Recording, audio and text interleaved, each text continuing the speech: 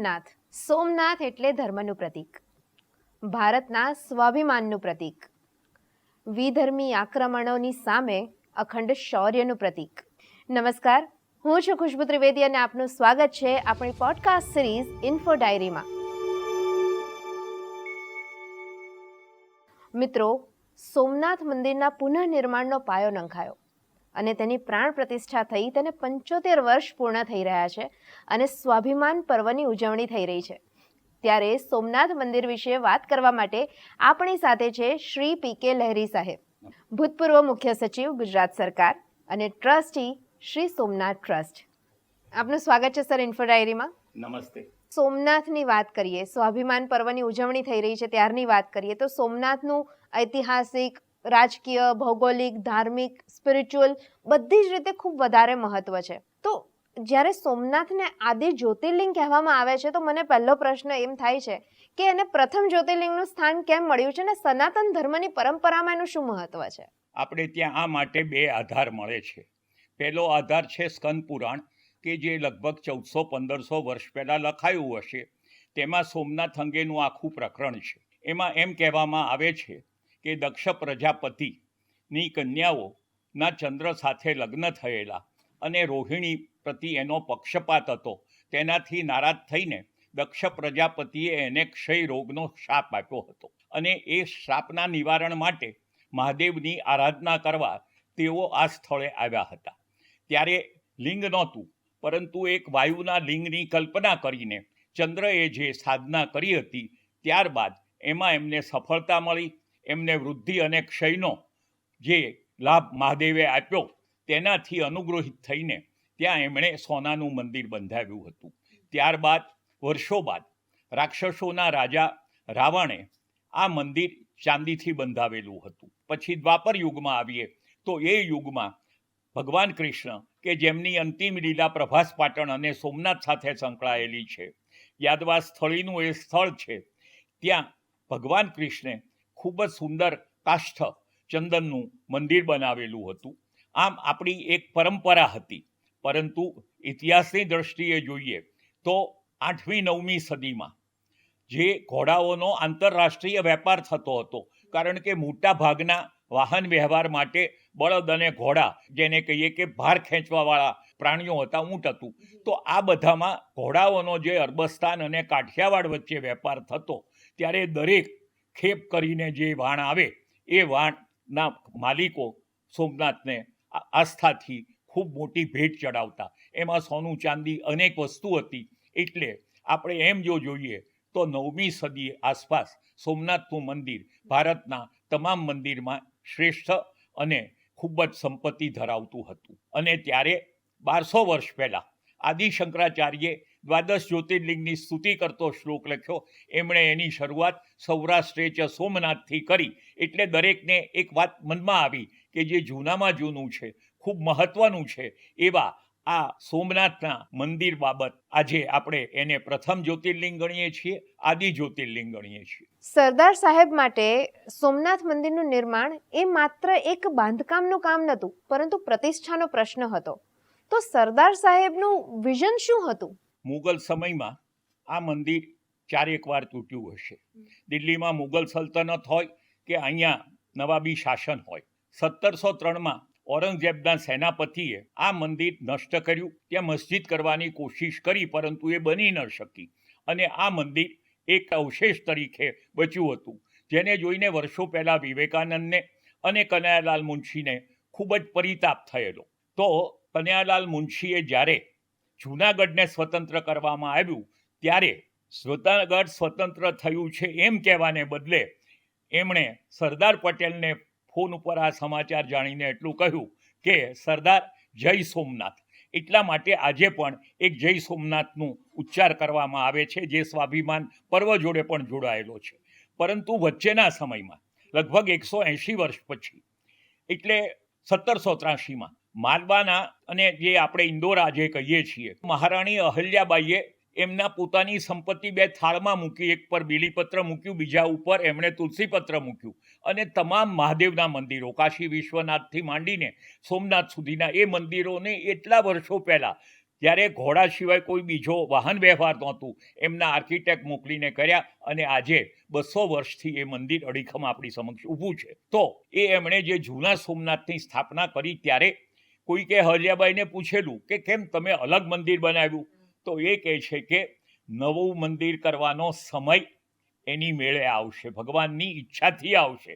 અને એવું જ બન્યું કે જ્યારે આરઝી હુકુમતે 9મી નવેમ્બરે આનો કબજો લીધો ત્યારે સરદાર સાહેબ જૂનાગઢમાં 12મી નવેમ્બરે આવ્યા અને 13મી નવેમ્બરે જ્યારે એ સોમનાથની મુલાકાતે આવ્યા ત્યારે આપણું દિવાળી પછીનું નવું વર્ષ હતું અને કનૈયાલાલ મુનશીએ એમને વાત કરી એટલે એમણે સમુદ્રનું પાણી હાથમાં લઈને સંકલ્પ કર્યો કે અહીંયા સોમનાથ મંદિરનું પુનર્નિર્માણ કરવામાં આવશે. આ સંકલ્પ અંગે તમે કહ્યું તે સાચું છે. એની અંગે ઘણાનો વિરોધ થયો, ઘણા કે અવશેષ રૂપે રાખો, આમ કરો તેમ કરો. પરંતુ જ્યારે વાંધાઓ સાથેની ફાઇલ સરદાર સાહેબ પહોંચી ત્યારે સરદાર સાહેબે એટલું લખ્યું કે ભારતના હિન્દુ ધર્મ પાળતા બહુમતી લોકો માટે આઝાદીનો એક અર્થ એવો છે કે એમને એમના દેવ દેવીઓના પ્રાચીન મંદિરમાં પૂજા અર્ચના કરવાની ઈચ્છા હોય તો એ એમનો હક છે.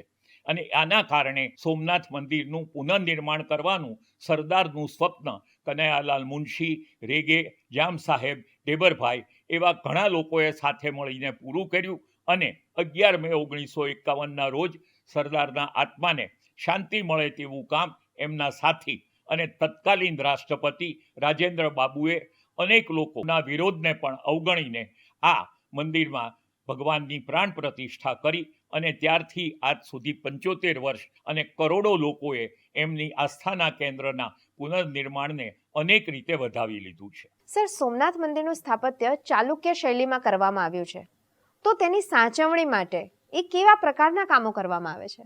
આપે આ બહુ મહત્વનો સવાલ પૂછ્યો, કારણ કે આ મંદિરનું બાંધકામ કરવામાં આવ્યું ત્યારે નજીકમાં નજીક લાઇમસ્ટોન અને સેન્ડસ્ટોન 2 વેરાયટી હતી અને આમના સ્થપતિ જે ખૂબ માસ્ટર ક્રાફ્ટમેન ગણાતા પ્રભાશંકર ઓગણશંકર સોમપુરા, અને એમને તો આખો આપણી મંદિર અંગેની જે પુસ્તક હતું એ આખું એમને મોઢે હતું અને એમણે બરાબર આગાહી કરેલી કે આ જગ્યાએથી આ માપનો ઉમરો મળશે, આ માપનું આ મળશે. એટલે એ બહુ જાણકાર હતા અને એમણે 8 જે આપણી મંદિરની શૈલી છે એમાંથી નાગર શૈલીમાં મહામેરુ પ્રસાદ, મહામેરુ એટલે કૈલાશ, એટલે તમે અમુક એંગલથી જોશો તો આ કૈલાશની એક સાઈડ હોય એવી મંદિરની એણે કલ્પના કરી અને એક પણ પ્રકારની સિમેન્ટ કે સ્ટીલનો ઉપયોગ કર્યા વિના પથ્થરોની કોતરણી સાથે એમણે આ વ્યવસ્થા કરી હતી. પણ ત્યારે નાણાકીય ખેંચ હતી. પછી અમને એક NRIએ ખૂબ સારી રકમ આપી, એમાં અમે થોડી જોડી એટલે આજે એની કોતરણી સંપૂર્ણ થયેલી છે. પરંતુ ધારો કે અંદર બધા મંડપ છે, તો નૃત્ય મંડપમાં આપ ઉપર જુઓ તો રાવણ કૈલાશ ઉચકતો છે, પરંતુ માણસને દર્શન કરવા છે તે કોઈ ભાગ્ય ઉપર જુએ છે. થોડા વર્ષો પહેલાં અનિતાબેન કોરડે અને હર્ષ પટેલ નામના 2 આ મંદિરના સ્થાપત્યમાં રસ ધરાવતી વ્યક્તિઓએ 1200 પાનાનું પુસ્તક તૈયાર કર્યું છે અને તમારે એક એક મૂર્તિ પાછળ એક પ્રકારની ભાવના રહેલી છે. જેમ 7 સ્તર હોય તો એ આપણા 7 લોકની ભાવના હોય છે અને એનું કેમ મંદિરમાં જવાથી માનવીનો ઉત્કર્ષ થાય માનસિક રીતે ને આધ્યાત્મિક રીતે, એ બધી વાત આપણે જો સોમનાથના સ્થાપત્યને સમજીએ તો આપણને એ જાણવા મળે છે.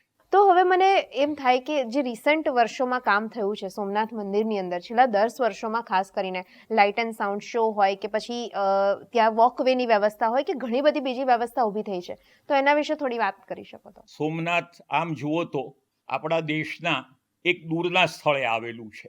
અગાઉ રેલવે સિવાય ખાસ મુસાફરીની શક્યતા નહોતી. કેશોદમાં નાનું એવું એરપોર્ટ છે, આજે પણ છે, પરંતુ અગાઉ ત્યાં પાણીની તંગી રહેતી હતી અને યાત્રાળુઓની સંખ્યા ખૂબ ઓછી હતી. આજથી લગભગ 16 વર્ષ પહેલાં હું અને આપણા માનનીય પ્રધાનમંત્રી નરેન્દ્રભાઈ મોદી ટ્રસ્ટી તરીકે જોડાયા ત્યારે સોમનાથ મંદિરમાં 25 લાખ માણસોની વાર્ષિક અવરજવર હતી, જે આજે વધીને 1.25 કરોડની થઈ છે. સોમનાથ મંદિરની ત્યારે રૂપિયાની રીતે ગણીએ આવક તો 8 કરોડની હતી. આજે એ આવક 118 કરોડે પહોંચી છે. એનું કારણ કે જેમ જેમ વિકાસ થતો ગયો અને છેલ્લા 20 વર્ષમાં અમારી પાસે 1500 લોકો રોકાઈ શકે, ₹90થી માંડીને 5000 પર હેડના ખર્ચવાળી રહેવાની વ્યવસ્થા છે. છેલ્લા 5 વર્ષથી નિઃશુલ્ક ભોજનાલય ચાલે છે અને આસપાસના સ્થળોની મુલાકાત લેવા માટેની બસ સેવા છે અને તે સાથે સાથે રમણીય દરિયાકાંઠો છે અને તેના ઉપર આરામથી ચાલી શકાય એવો પ્રોમેનેડ, એટલે આપણે જેને કહીએ જળમાર્ગ, પણ સ્થાપિત કરવામાં આવ્યો છે અને પાર્કિંગ લગભગ 2500 કારને સાચવી શકે એવડું મોટું છે. સાથે સાથે ત્યાં અલગ બસ સ્ટેન્ડ પણ કરવામાં આવ્યું છે અને તમામ પ્રકારની જે કોઈ સુવરેજ હોય કે ઘન કચરો હોય કે અન્ય વસ્તુ હોય, પ્લાસ્ટિક આતે, તો બધાનું રિસાયકલિંગ કરીને ઝીરો કાર્બન ફૂટપ્રિન્ટ માટે વ્યવસ્થા કરવામાં આવી છે. આજે ત્યાં સોલર પાવર છે. તો હમણાં જ જે રિસેન્ટલી સોનાના વરખનું કામ કરવામાં આવ્યું છે સોમનાથ મંદિરમાં, એના વિશે થોડું આપ જણાવો. મુંબઈના હીરાના ખૂબ મોટા વેપારી દિલીપભાઈ રખી, ઓલારામ કંપનીના માલિક, એમના દ્વારા અચાનક સંકલ્પ કરવામાં આવ્યો કે પહેલાં હું ભગવાનનું થાળું છે એ સોનાનું કરું. પણ એમને શું પ્રેરણા થઈ કે એમણે અમને 130 કિલો સોનું આપ્યું, જેનો વરખ બનાવીને, તાંબાના મોલ્ડ બનાવીને સંપૂર્ણ ગર્ભગૃહને સુવર્ણથી મંડિત કરવામાં આવ્યું છે. શિખર ઉપરના કળશને સુવર્ણ મંડિત કરવામાં આવ્યો છે અને બહારના થોડા સ્તંભોને પણ સુવર્ણ મંડિત કરવામાં આવ્યો છે. કોઈ કહે કે ભાઈ મંદિરમાં શા માટે સોનું વાપરો છો કે બગાડો છો, પરંતુ અમારા ટ્રસ્ટી મંડળમાં જ્યારે ચર્ચા થઈ ત્યારે બહુમતી ટ્રસ્ટીઓનો એવો મત હતો કે આ મંદિરની ભવ્યતા હતી, એના કારણે એના ઉપર વારંવાર હુમલા થયા છે અને એની ભવ્યતા જો આપણે પુનઃસ્થાપિત ન કરીએ તો આપણે સરદાર સાહેબનું સ્વપ્ન અધૂરું રહે. એટલે ઈશ્વર કૃપાથી છેલ્લા 20 વર્ષમાં મંદિરની કોતરણી, એમના સુવર્ણ મંડિત કરવાના કામો અને અન્ય એમના વિકાસના અનેક કામો થઈ શક્યા છે. સર, સોમનાથ મંદિરની વાત કરતા હોઈએ તો બાણસ્તંભની વાત કેવી રીતે ભૂલી શકાય? ધાર્મિકની સાથે સાથે તેનું વૈજ્ઞાનિક અને ભૌગોલિક મહત્વ પણ છે, તો એના વિશે થોડી વાત કરશો. વર્ષો અગાઉ જ્યારે પ્રભાસ પાટણ એક મહત્વના બંદર તરીકે આંતરરાષ્ટ્રીય વ્યાપારમાં મહત્વનું સ્થાન ધરાવતું હતું, ત્યારે આપણા પૂર્વજોએ દરિયાનું મેપિંગ કઈ રીતે કર્યું હશે કે એમણે એક બિંદુ એવું નક્કી કર્યું કે જ્યાંથી 180 ડિગ્રી સીધી લીટીમાં કોઈ મુસાફરી કરે તો એ સીધા દક્ષિણ ધ્રુવ ઉપર પહોંચે. રસ્તામાં કોઈ જગ્યાએ જમીન આડી ન આવે. એને એમણે જ્યોતિમાર્ગ કહ્યો, દિવ્ય માર્ગ કહ્યો.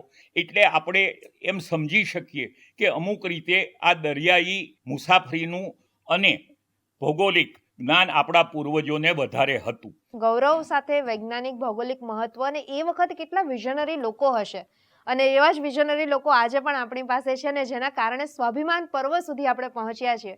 તો સર, સ્વાભિમાન પર્વ વિશે થોડી વાત કરી શકો? મુખ્યત્વે 2026ના વર્ષમાં બે ઘટનાઓની એક પ્રકારની એનિવર્સરી આવતી હતી. મોહમ્મદ ગઝનીએ જે આક્રમણ કરીને લૂંટ કરી, કત્લેઆમ કરી, વિનાશ કર્યો, અને ત્યારબાદ આ જે વિનાશ અને પુનર્નિર્માણની જે ચક્ર ચાલતું રહ્યું, એને 1000 વર્ષનો સમય પૂરો થાય છે અને 1000 વર્ષમાં ઘણી અપ્રિય અને પ્રિય ઘટનાઓ બની.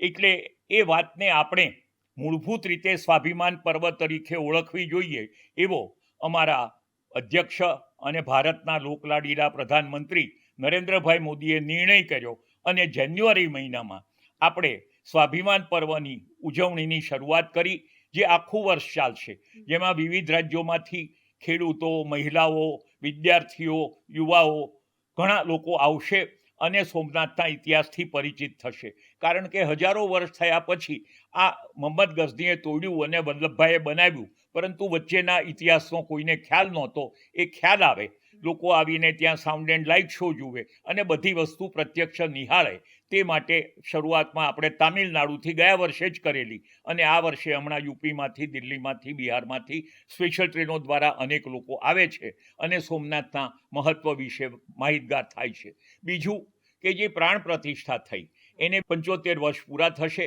75 વર્ષ એટલે અમૃત મહોત્સવ. અને હવે આપણે સ્વાભિમાન પર્વ સાથે નરેન્દ્રભાઈના સૂચન મુજબ અમૃત મહોત્સવ પણ ઉજવવાનો છે. એ એટલા માટે કે એક બાજુ વિનાશની ભૂમિકા રહેલી હતી અને બીજી બાજુ એક સર્જનાત્મક ભૂમિકા રહેલી છે.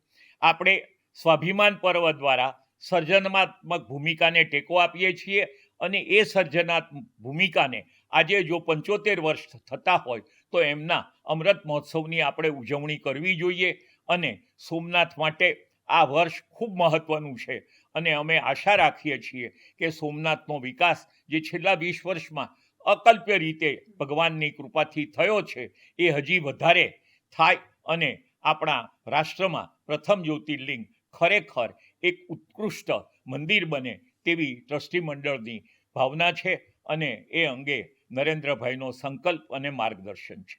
ભારત સરકાર સોમનાથ મંદિરના ઉત્થાન માટે આટલું સરસ કાર્ય કરી રહી છે, તો ગુજરાત સરકાર એમાં કેવી રીતે સાથ આપી રહી છે? ગુજરાત સરકારનો 101% સહયોગ છે એમ હું ખાતરીપૂર્વક કહી શકું, કારણ કે આ સમગ્ર આયોજનમાં મુખ્યમંત્રી માનનીય ભૂપેન્દ્રભાઈ પટેલ અને નાયબ મુખ્યમંત્રી શ્રી હર્ષભાઈ સંઘવીએ શરૂઆતથી જ સંપૂર્ણ રસ લીધો છે. દર અઠવાડિયે અમે એમની જોડે પરામર્શ કરીને વિવિધ કાર્યક્રમોનું આયોજન કરીએ છીએ. ગુજરાત રાજ્યના સાંસ્કૃતિક વિભાગ દ્વારા લગભગ દરરોજ કોઈને કોઈ કલાકારને ત્યાં મોકલીને આપણી સાંસ્કૃતિક વિરાસતને પણ ઉજાગર કરવાનું કામ ગુજરાત સરકાર કરી રહી છે. આ ઉપરાંત ગુજરાત સરકાર દ્વારા અગાઉ જે નેશનલ હાઈવે ઓથોરિટીની મદદથી આજે સુંદર રસ્તાઓનું નિર્માણ થયું છે અને ગુજરાત સરકારની એવી ઈચ્છા છે કે જે આખો મોટો ડેવલપમેન્ટ પ્લાન બનાવવામાં આવ્યો છે જે આવતા 50-100 વર્ષ સુધી સોમનાથની મહત્તાને જાળવી શકે, એમાં જમીન સંપાદનથી માંડીને તમામ પ્રકારની કામગીરી આપણી રાજ્ય સરકાર માનનીય મુખ્યમંત્રીશ્રી અને નાયબ મુખ્યમંત્રીશ્રીના માર્ગદર્શન નીચે કરે છે. સોમનાથ ટ્રસ્ટની વાત કરીએ તો શિક્ષણ, આરોગ્ય અને સમાજ સેવાના ક્ષેત્રે ઘણું બધું કાર્ય ટ્રસ્ટ કરે છે, તો ટ્રસ્ટની કામગીરી વિશે થોડી માહિતી આપશો. સૌથી પ્રથમ જ્યારે આનંદીબેન પટેલ મુખ્યમંત્રી બનીને આવ્યા ત્યારે એમના સૂચનથી અમે એક એવા પ્રકારની પૌષ્ટિક ચીકી બનાવી અને સમગ્ર ગીર સોમનાથની આંગણવાડીમાં એનું વિતરણ કરતા હમણાં જ સરકારની વિનંતીથી સોમનાથ ટ્રસ્ટે નિર્ણય કરીને 7 લાખ લાડુઓ ફરી આંગણવાડીમાં વેચવા માટે આપવાનું થાય છે, જેથી આંગણવાડીના બાળકોને પોષણ મળતું રહે. આ ઉપરાંત અમે વિકલાંગો માટેનો કેમ્પ કરીને લગભગ 2600 માણસોને આર્ટિફિશિયલ જયપુર ફૂડથી માંડીને બધું આપ્યું છે. દર મહિને આંખનો કેમ્પ થાય છે, દાંતનો કેમ્પ થાય છે. આંખના બધા જ ઓપરેશનો વીરનગરમાં શિવાનંદ અધવર્યુ સ્થાપિત જે આંખની હોસ્પિટલ છે તેમાં કરવામાં આવે છે. દર મહિને એક જનરલ કેમ્પ પણ થાય છે અને ત્યાંના કોરોના સમયે જે સામૂહિક આરોગ્ય કેન્દ્ર છે એને ઓક્સિજન પ્લાન્ટ પણ સોમનાથ ટ્રસ્ટે ભેટમાં આપ્યો છે. અને આ ઉપરાંત શિક્ષણમાં અમે રોજગારી માટે અંબુજા ફાઉન્ડેશનના સહયોગમાં લગભગ 800 જેટલા ભાઈ બહેનોને તૈયાર કર્યા છે, જેમાંથી 700 જેટલા આજે 10,000થી માંડીને 50,000 સુધીની આવક મેળવી રહ્યા છે. આમ તમામ ક્ષેત્રે સમાજ સેવાની જવાબદારી બજાવવા માટે સોમનાથ ટ્રસ્ટ તૈયાર છે. આટલી બધી ઇન્ફોર્મેશન તમે આપી અને સ્વાભિમાન પર્વ વિશે આટલી વાત કરી, અમારે ત્યાં તમે આવ્યા, એના માટે આપનો ખૂબ ખૂબ આભાર સર. તો મિત્રો, સોમનાથ મંદિરના ઇતિહાસની વાત અને છેલ્લા 10 વર્ષોમાં વિકાસ થયો છે, આઝાદી પછી જે આખો વિકાસ થયો છે સોમનાથનો, તેની વાત સાંભળીને મને તો ઘણી બધી માહિતી મળી અને મને ખૂબ જ મજા આવી લહેરી સાહેબ સાથે વાત કરીને. આઈ હોપ તમને પણ મજા આવી હશે. અને હવે સોમનાથ માત્ર ગુજરાતની નહીં પરંતુ ભારતની અસ્મિતા પણ બની રહ્યું છે. તો ચાલો ફટાફટ સોમનાથના દર્શન કરી આવીએ અને આપણે મળીશું ફરીથી આવતા એપિસોડમાં ઇન્ફો ડાયરીના. ત્યાં સુધી મને રજા આપશો. નમસ્કાર. જય સોમનાથ.